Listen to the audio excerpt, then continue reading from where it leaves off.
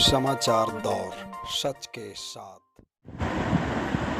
दोस्तों आदाब।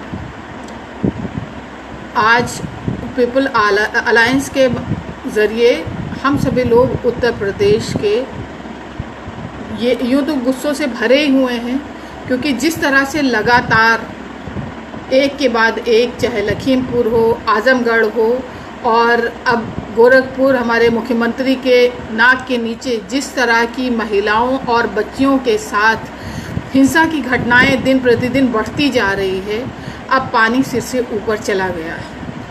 सोचने की ज़रूरत ये है कि आज हम लोग क्या यूं ही बैठे रहेंगे या फिर अपनी आवाज़ को बुलंद करेंगे और सरकार के कानों तक डालने का काम करेंगे।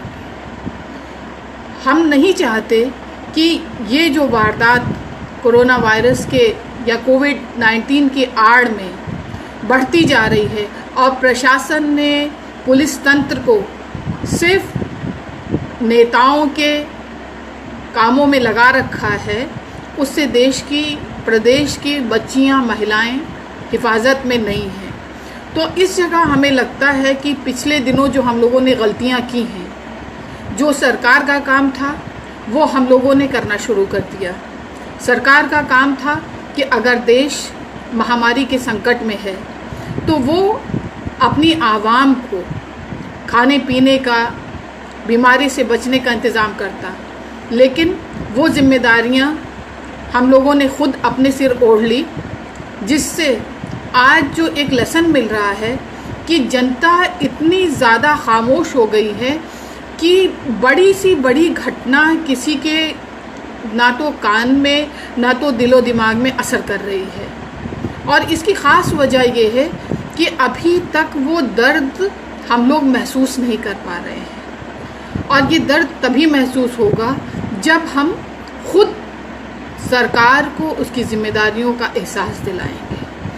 हमारी दुनिया में तमाम मुल्क जहां आज लोग परेशानी से जूझ रहे हैं, आवाज़ बुलंद कर रहे हैं, लेकिन अफसोस कि आज इस लोकतांत्रिक देश में जो हमारा बुद्धिजीवी तबका है, अगर आवाज़ बुलंद करता है तो उस आवाज़ को जेल की सलाखों के पीछे डालने का काम किया जाता है, उस आवाज़ पर ताला लगाने का काम किया जाता है। आज दरअसल देश में लॉकडाउन जनता को घर में रखने के लिए नहीं है।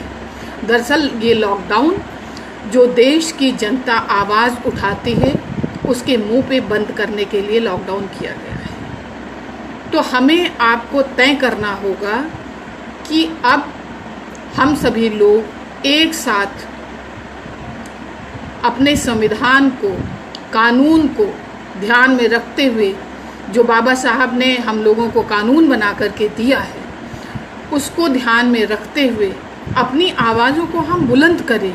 आखिर कब तक ये सहते रहेंगे? वो दिन दूर नहीं कि हम सभी लोग ये देखेंगे कि आज हमारी गाड़ी बाहर खड़ी थी, सुबह सो कर के उठे, गाड़ी कोई उठा ले गया।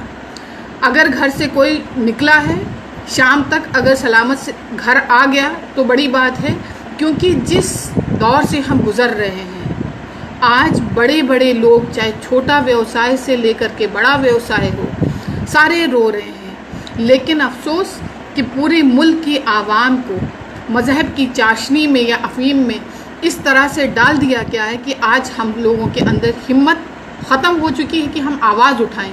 हम इसमें खुश हैं कि अगला दुखी क्यों है। हम इसलिए खुश हैं कि देश का 20% मुसलमान आज कितनी तकलीफ़ में है। तो ये गलतफहमियाँ, जितने भी लोग अगर लाइव हमें सुन रहे हैं, हम भारतीय हैं, हम निष्पक्ष होकर के बोल रहे हैं कि आज देश के 20% मुसलमानों को छोड़ दें, लेकिन 80% जो हमारे हिंदू भाई बहन हैं उनके साथ गद्दारी क्यों हो रही है? क्यों गद्दारी हो रही है कि आज वो भूखे नंगे अपनी बच्चियों की हिफाजत भी नहीं कर पा रहे हैं? ये सभी के लिए मैसेज है।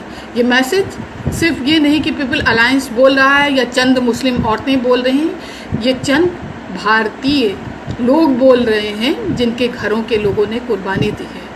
हम किसी साधारण परिवार से नहीं आते हैं। हमारे घर में हमारे दादा ने बहुत कुर्बानियाँ दी हैं। वो कितनी बार देश की आज़ादी के लिए जेल गए हैं, और हम लोगों की रगों में वही खून है कि हम भारतीय हैं और इस मुल्क को बचाना है। आज हम कब तक ये गलत बयान में अपने आप को गलतफहमी में डालते रहेंगे? 15 अगस्त को हम लोगों ने लंबी चौड़ी तकरीर सुनी कि देश, हमारा मुल्क पूरी दुनिया में पहले पायदान पे है। क्या इस कोविड-19 की महामारी में हम सभी लोगों ने ये नहीं अंदाज़ा कि हमारा स्थान कौन सा हो गया है? रोज़ हमारा आंकड़ा 22 लाख 23 लाख पार कर रहा है और हम कंट्रोल नहीं कर पा रहे हैं। सिर्फ लगातार झूठ झूठ झूठ। अगर कोई झूठ बोल रहा है तो कब तक हम अपने आप को गलतफहमी में रखेंगे? आज के युवाओं का भविष्य क्या है? ये पूरा इन 5-6 महीनों में आप देखें, मुल्क 20-25 साल पीछे चला गया है। अपने अपने घरों में देखिए, अपने ऊपर रख करके देखिए, क्या आपके लिविंग स्टैंडर्ड में फ़र्क नहीं पड़ा? क्या आपको तकलीफ़ नहीं हो रही है? क्या उसमें खाली तकलीफ़ मुसलमानों को हो रही है? और फिर बात ये होती है कि ओबीसी आज कहाँ आकर के खड़ा हो गया है। अभी 2 रोज़ पहले मैंने फेसबुक में एक ओबीसी के सदस्य थे, वो गुणगान काफ़ी कर रहे थे। मैंने उनको लिखा कि भाई आप क्यों भूल गए मंडल कमीशन को? तो उन्होंने हमको ही 4 मुहावरे दे दिए। अरे मैं पूछती हूँ कि आज अगर हमारा प्रधानमंत्री ओबीसी है और गृह मंत्री अल्पसंख्यक है, भाई पारसी हैं वो, तो उन्होंने आपके लिए क्या किया? तो आप सच का साथ क्यों नहीं दे रहे हैं? सच का साथ हमें देना होगा, तभी इस मुल्क को, मुल्क जो था वहाँ तक ला पाएंगे।